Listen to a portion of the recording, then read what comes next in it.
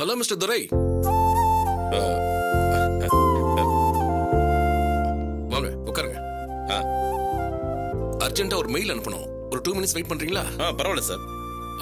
அதுக்குள்ள ஏதாவது ஸ்டார்டர் மாதிரி ஆர்டர் பண்றீங்களா? பரவாயில்ல சார், இருக்கட்டும். சாப்பிடுங்க சார். Excuse me sir.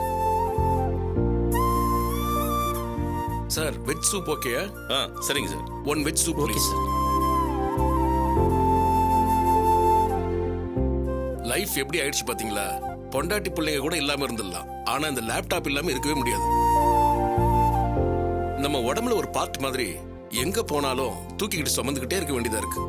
உண்மைதான் சார். ஆனா நான் இதை அவ்வளவா யூஸ் பண்றது இல்ல. என் பையன் தான் ஏதாவது பண்ணிட்டு இருப்பான் இதை. அப்பாடா, ஒரு டென்ஷன் முடிஞ்சது. இல்லைன்னா ஃபோன் பண்ணி டார்ச்சர் பண்ணிக்கிட்டே இருப்பாங்க. இன்னைக்கு ஏதாவது டைட் ஷெட்யூல்ல இருக்கீங்களா சார்? அது ஏன் கேக்குறீங்க? காலையில 8 மணில இருந்து நான் ஸ்டாப் மீட்டிங். டிஃபன் சாப்பிட கூட நேரம் இல்ல. அதனால தான் உங்களை இங்க வர சொன்னேன். நாம லஞ்ச் சாப்பிட்ட மாதிரி இருக்கும், பிசினஸ் பேசின மாதிரி இருக்கும். உங்களுக்கு ஒன்றும் ப்ராப்ளம் இல்லையே? எனக்கு அதெல்லாம் ஒண்ணும் இல்லை sir. Mister Sridhar, hello. Hello Narayanan. Hello mister Narayanan, எப்போ சென்னைக்கு வந்தீங்க? நேத்து தான் வந்தேன். ஓ, ஃபோன் பண்ணிருக்கலாம்ல. பண்ணலாம்னு நினைச்சேன், மறந்துட்டேன். அவ்வளவு பிஸியா இருக்கீங்கன்னு சொல்லுங்க. நல்ல விஷயம் தானே. உட்காருங்க ஸ்ரீதர், லஞ்ச் சாப்பிடலாம். இல்ல, ஒரு கிளைண்ட்டை மீட் பண்ணணும். நான் ஒரு டேபிள் ரிசர்வ் பண்ணிருக்கேன். பரவாயில்ல, அவங்க வர வரைக்கும் பேசிட்டு இருப்போம். உட்காருங்க. ஓகே. பை த வே, இவர் மிஸ்டர் துரை. எங்க கம்பெனி ப்ராடக்ட்டுடைய சென்னை ஏஜென்சியை இவருக்கு தான் கொடுக்கலாம்னு இருக்கோம். மிஸ்டர் துரை, இவர் மிஸ்டர் ஸ்ரீதர், விடிவி பிரிண்டர்ஸோட ஓனர், என் close friend. Hello hello sir. அப்புறம் ஸ்ரீதர், பிசினஸ்லாம் எப்படி போயிட்டு இருக்கு? நல்லா போயிட்டு இருக்கு நாராயணன். லாஸ்ட் டைம் ஃபோன் பண்ணப்போ மிஷின்ல ஏதோ ப்ராப்ளம் சொன்னீங்களே, என்ன ஆச்சு? அதை சரி பண்ணியாச்சு. Very good. ஜப்பானுக்கே மிஷின் அனுப்புனீங்களா இல்ல அங்கிருந்து டெக்னீஷியன்ஸை வரவழைச்சிங்களா? எங்க கம்பெனில ஒரு ஆள் இருக்கிறப்ப நான் ஏன் ஜப்பான் ஆளுங்களை நம்பணும்? ஸ்ரீதர், என்ன சொல்றீங்க? நடராஜன் ஒரு பையன் கம்பெனில சேர்ந்து 1 மாசம் கூட ஆகல. சின்ன வயசுதான், டிப்ளமோ தான் படிச்சிருக்கான். But he is highly talented person. ME முடிச்சிட்டு 10-15 வருஷம் எக்ஸ்பீரியன்ஸ் ஆன என்ஜினியர்ஸ் கூட அந்த மெஷினை ஸ்கிராப்ஸ்ல போடுங்கங்கறான். ஆனா அந்த பையன் அத ஒரு சேலஞ்சிங்கா எடுத்துக்கிட்டு ஒரே வாரத்துல அதை சரி பண்ணிட்டான் தெரியுமா? ஆனா நாங்க யாருமே அதை எதிர்பார்க்கல. சம்டைம்ஸ் எக்ஸ்பீரியன்ஸை விட ஒர்க் மேல இருக்கிற இன்ட்ரெஸ்ட் தான் நமக்கு தனி ஐடென்டிட்டி கொடுக்கும். நடராஜ் அதை ப்ரூவ் பண்ணிருக்கான். இன்னைக்கு என் கம்பெனி ஹீரோவே அந்த நடராஜ் தான். எனிவே, பைசா செலவு பண்ணாம ப்ராப்ளத்தை சால்வ் பண்ணிட்டீங்க. மெஷினை சரி பண்றதுக்கு நான் எதுவும் செலவு பண்ணல. ஆனா அந்த பையனை அப்ரிஷியேட் பண்ணி ஒரு 5 lakhs rupees கொடுத்தேன். அப்ரிஷியேட் பண்றது நல்லதுதான், ஆனா 5 lakhsங்கிறது கொஞ்சம் அதிகம் இல்ல? டேலண்ட்டுக்கும் சின்சியாரிட்டிக்கும் ரேட் ஃபிக்ஸ் பண்ண முடியாது நாராயணன். காசுக்கும் கடமைக்கும் ஒர்க் பண்றவங்க நிறைய பேர் இருக்காங்க. ஆனா ஒர்க்கை லவ் பண்ணி அதை ஒரு பேஷனா எடுத்துக்கிட்டு பண்றவங்க கொஞ்சம் பேர் தான் இருக்காங்க. He is one among them. ஒரு கம்பெனில 4-5 பேர் நடராஜ் மாதிரி இருந்தா போதும், கம்பெனியை பெரிய லெவலுக்கு கொண்டு போயிடலாம்.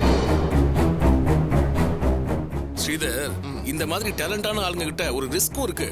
டிமாண்ட் அதிகமா இருக்கிறதுனால ஒரே கம்பெனில இருக்க மாட்டாங்க, வருஷத்துக்கு ஒரு கம்பெனின்னு மாறிக்கிட்டே இருப்பாங்க. எனக்கு அதுவும் தெரியும் சார். டேலண்ட் இருந்தா டிமாண்ட் இருக்கதானே செய்யும். அவங்க இருக்கிற வரைக்கும் அதுக்கான மரியாதை நம்ம செஞ்சுதானே ஆகணும். இன்னொன்னு, அவனுக்கு என்ன தேவையோ அதை நான் செஞ்சுட்டேன்னா அவன் என்கிட்டயே இருக்க போறான்.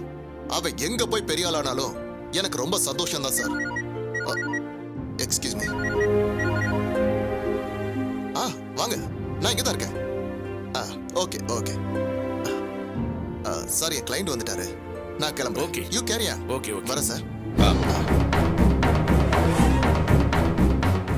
ஓகே சார், நம்ம ஒர்க்கை பார்ப்போம். உங்க ஃபைல் கொண்டு வந்திருக்கீங்களா? இந்தாங்க.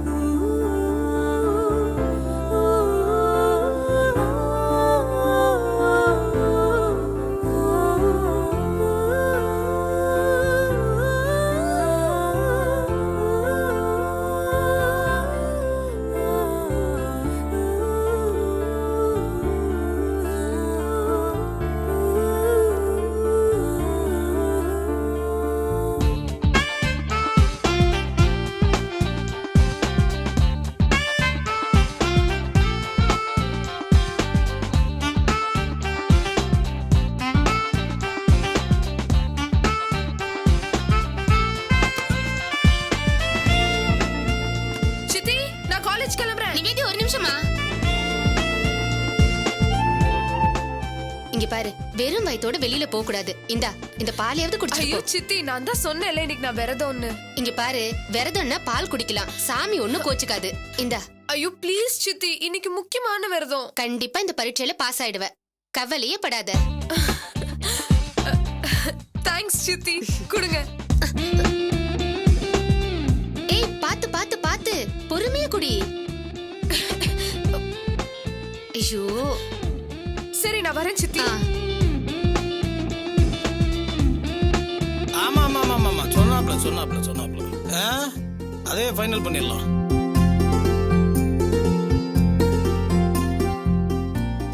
அட வாங்க. ஹே மஞ்சு, யார் வந்திருக்கான்னு பாரு. இதோ வரேங்க. வாங்க வாங்க வாங்க. வணக்கம் மாமா. வணக்கம் மாமா. என்ன மாப்பிள்ள, சௌக்கியமா இருக்கீங்களா? வாங்கப்பா, வாங்க வந்து உட்காருங்க. வாங்க மாமா. சரி வாடா. வாங்க உட்காருங்க மாமா. என்ன சாப்பிடுறீங்க? ஏ மஞ்சு, அவங்களுக்கு குடிக்கிறதுக்கு ஏதாவது எடுத்துட்டு வா. அதெல்லாம் ஒண்ணு வேண்டாம். அப்பா, உங்க பையன் பர்ஸ் வச்சிருக்கானா இல்ல பர்சுக்குள்ள ஏதாவது வச்சிருக்கானா பாக்குறீங்களா? என்ன டான்னு 1ஆம் தேதி சம்பளம் வாங்குறாரா துரை? அவர் தான் டெய்லி என் பர்ஸ பதம் பார்த்துக்கிட்டு இருக்காரு. சும்மா எல்லாரும் முன்னாடியும் அப்படி பேசாதீங்க. நான் நமக்குள்ள தானே பேசினேன். அது இதே பழக்கம் தானே மற்றவங்க இருக்கும்போது வரும்.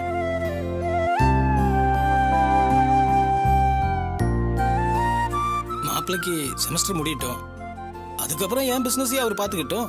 என்னங்க நீங்க எப்ப பார்த்தாலும் பிசினஸ் வேலைன்னு சொல்லிக்கிட்டு கொஞ்சம் வீட்டு காரியமாவும் பேசுங்களேன்.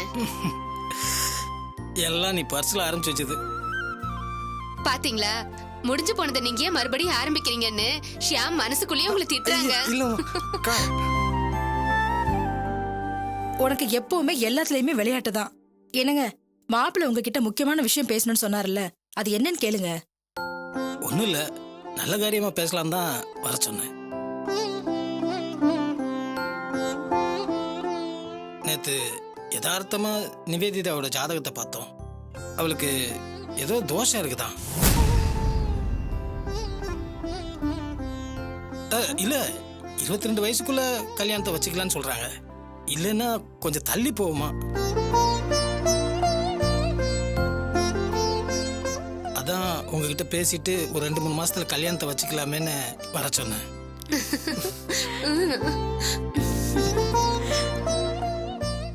எத்தனை நாளைக்கு தான் மாப்பிள்ளை என் பொண்ணு போட்டாவ பர்சுக்குள்ளேயே வச்சுக்கிட்டு சுத்துவாரு.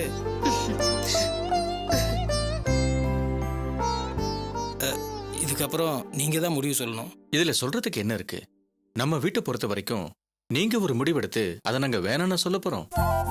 அதுக்குள்ள எதுவா இருந்தாலும் முறையா பண்ணிட்டா நல்லதில்ல. மாப்பிள்ள, நீங்க தப்பா நினைக்கலன்னா சொல்லுங்க. இல்ல, ஷியாம் ஒரு வேலைக்கு போகாம பொண்ணை கொடுக்குறவன் நான் தானே அதை பத்தி கவலைப்படணும். எனக்கு என் மாப்பிள்ள மேல நம்பிக்கை இருக்கு. முதல்ல நீங்களும் அதை நம்புங்க. இல்ல, வேலை வெட்டி இல்லாத பையனுக்கு கல்யாணம் பண்ணி வைக்கிறாங்களேன்னு யாரும் எதுவும் சொல்லிடக்கூடாதுல்ல. சொல்லிட்டு போட்டுமே, அவங்களா வந்து வேலை கொடுக்க போறாங்க இல்ல காசு பணம் தான் கொடுக்க போறாங்களா? நான் சம்பாத்தியம் பண்ணி வச்சுக்கிற இவ்வளவு சொத்து, உங்க சொத்து, இதெல்லாம் யாருக்கு? அவங்க 2 பேத்துக்கும் தானே.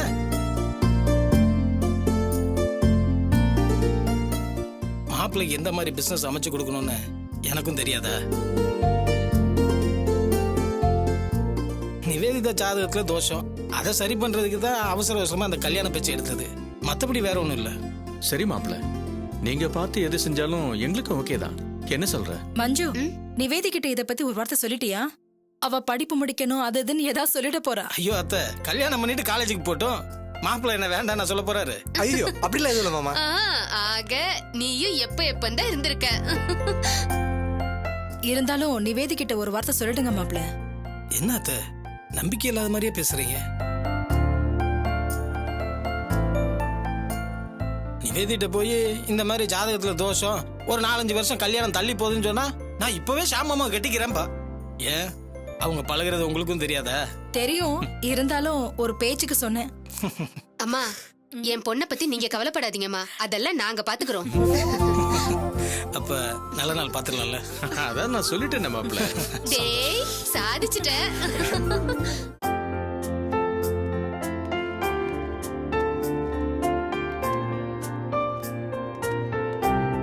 சித்தப்பா, பாபா நடராஜ் பாபா.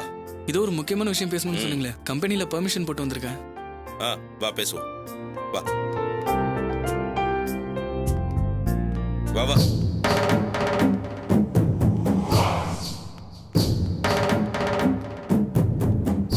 சொல்லுங்க சித்தப்பா. நடராஜ், நீ வந்து என் காலில் விழுந்து ஆசீர்வாதம் வாங்கிட்டு போயிட்ட. எனக்கு தூக்கம் போச்சுப்பா. சத்தியமா, கடவுள் சத்தியமா தூக்கமே இல்ல. இவ்வளவு புத்தியும் திறமையும் இருக்கிற ஒரு பிள்ளைய, அதுவும் என் பிள்ளைய அப்படியே கண்டுக்காம நல்லாருன்னு ஆசீர்வாதம் பண்ணி அனுப்பிச்சிட்டா என் கடமை முடிஞ்சுதா? உங்க ஆசீர்வாதம் மட்டும் இருந்தா போதும் சித்தப்பா. நீ எப்படி சொல்ற? ஆனா உங்க அப்பா என்ன சட்டையை பிடிச்சல கேள்வி கேட்கிறாரு. ஆமா நடராஜ், ராத்திரி உங்க அப்பா என் கனவுல வந்தாரு. என்னடா தம்பி, நான் உன்னை எப்படி எல்லாம் பாத்துக்கிட்டேன், நீ என் பிள்ளைய எப்படி அம்போன்னு விட்டுட போறியான்னு கேட்டாரு. எனக்கு அப்படியே தூக்கி வாரி போட்டுருச்சுப்பா. எழுந்து பார்த்தா ராத்திரி 12 மணி. அதுக்கு மேல எனக்கு தூக்கமே வரலப்பா. ஆமாப்பா, எங்க அண்ணன் கேட்டது கரெக்ட் தானே? இன்னைக்கு எத்தனை பேருக்கு உன்ன மாதிரி புத்தி கூர்மை இருக்கு? அதை வளர்த்து விட வேண்டியது ஏன் கடமை இல்லையா? அதை விட்டுட்டு வேடிக்கை பார்த்துட்டு இருந்தா உன் திறமை மேல நானே மண்ணள்ளி போடுற மாதிரி இருக்கும். சரி, உங்க முதலாளி உனக்கு எதுக்கு பணம் கொடுக்கறாரு தெரியுதா? உன்ன மாதிரி திறமையான ஆள் வெளியே போயிடக்கூடாது. அதான் 5 லட்சம் ரூபாய் கொடுத்து உன்னை விடாம வச்சுக்கணும்னு நினைக்கிறாரு. ஐயோ சித்தப்பா, அவர் அந்த மாதிரிலாம் இல்ல சித்தப்பா. அவர் ரொம்ப நல்லவரு. அவரை நான் எப்பப்பா கெட்டவர்னு சொன்னேன்? இதெல்லாம் பிசினஸ் சூச்சமாப்பா. நானே நம்ம கடையில 2 பேரை அப்படிதான் வச்சிருக்கேன். அப்படின்னா நான் கெட்டவனா? இங்க பாருப்பா, இந்த கடைக்கு நான் முதலாளியா இருக்கேன்னா அதுக்கு காரணம் என்ன? அதுக்குண்டான புத்தி என்கிட்ட இருக்கு. அதை நான் யூஸ் பண்ணிக்கிறேன். அப்ப இங்க வேலை செய்யறவங்களுக்கு எல்லாம் புத்தியே இல்லையா என்ன? இருக்கு. ஆனா இருக்குங்கிறது அவங்களுக்கே தெரியாம இருக்கு. அதான் பிரச்சனையே. நம்ம கிட்ட இருக்கிற திறமையை நாம யூஸ் பண்ணாம இருக்கிறது தற்கொலை பண்ணிக்கிற மாதிரிப்பா. என் மகனை நான் அப்படி இருக்க விட மாட்டேன். நீ எதுக்குப்பா இன்னொருத்தங்கிட்ட கை கட்டி வேலை பார்க்கணும்? நீயே முதலாளி ஆயிடு. இல்ல, அது வந்து சொல்லுப்பா, என்ன? என்னடா 5 லட்சம் ரூபாய் வச்சுக்கிட்டு என்ன பிசினஸ் ஆரம்பிக்கிறதுன்னு யோசிக்கிறியா? சித்தப்பா நான் இல்ல, நான் பாத்துக்க மாட்டேனா? சாரி சித்தப்பா, தப்பா எடுத்துக்காதீங்க. இப்ப எதுக்கு இதெல்லாம்? இன்னும் கொஞ்ச நாள் போட்டும் சித்தப்பா. புரியுதுப்பா. நீ உன் சித்திக்கிட்ட சபதம் போட்ட, அதனால என்கிட்ட பணம் வாங்க யோசிக்கிற. நான் எப்ப உனக்கு பணம் தரேன்னு சொன்னேன்? நியாயமா நீ என் பொண்டாட்டி கிட்ட சவால் விட்டதுக்கு வேற ஒருத்தனா இருந்தா என் பொண்டாட்டியை எதிர்த்து ஜெயிக்க போறியான்னு கோவப்பட்டிருப்பான். இதையே ஒரு வைராக்கியமா எடுத்துக்கிட்டு எப்படி நீ வாழ்க்கையில முன்னுக்கு வந்துட மாட்டியான்னு நான் ஆசைப்படுறேன். நீ அதுக்கான முயற்சி எடுத்த மாதிரியே தெரியலையப்பா. நீ வேலைக்காரனாவே இருந்தா எப்ப முன்னேறுதுப்பா? சம்பாதிக்கிறது எல்லாமே கடன் அடைக்கவே காலம் பத்தாம அவன் திண்டாடிக்கிட்டு இருக்கான். இப்ப கம்பெனி ஆரம்பிச்சாதான் ஒரு 5 வருஷத்துல கடன் அடைப்ப. 5 வருஷம் கழிச்சு ஆரம்பிச்சேன்னு வையேன், கடன் அடைக்க 10 வருஷம் ஆயிடும். அதுக்கப்புறம் உனக்கு கல்யாணம், பொண்டாட்டி, பிள்ளைங்க, ஸ்கூல் ஃபீஸ் கட்டுறதுக்கே 1 வருஷம் கடன் அடைக்கணும் தெரியுமா? அதுக்கப்புறம் அது தொடர்ச்சியா வந்துகிட்டே இருக்கும். நீ என்கிட்ட பணம் வாங்கிக்க வேண்டாம்ப்பா. நான் உனக்கு பேங்க்ல லோன் அரேஞ்ச் பண்ணி தரேன். அதை வச்சு கம்பெனி ஆரம்பி. இந்த பார்ப்பா, நீ அப்படியே எங்க அண்ணன் மாதிரி. உனக்கு இருக்கிற மூளைக்கு ஒரே வருஷத்துல நீ அப்படியே எங்கேயோ போயிடுவ. அதுக்கப்புறம் உன் சித்திய பார்த்து கட்ட விரல வசதி ஜெயிச்சிட்ட பாத்தியான்னு சொல்லு. என் பொண்டாட்டிய என் புள்ள ஜெயிச்சா எனக்கு பெருமை தானப்பா.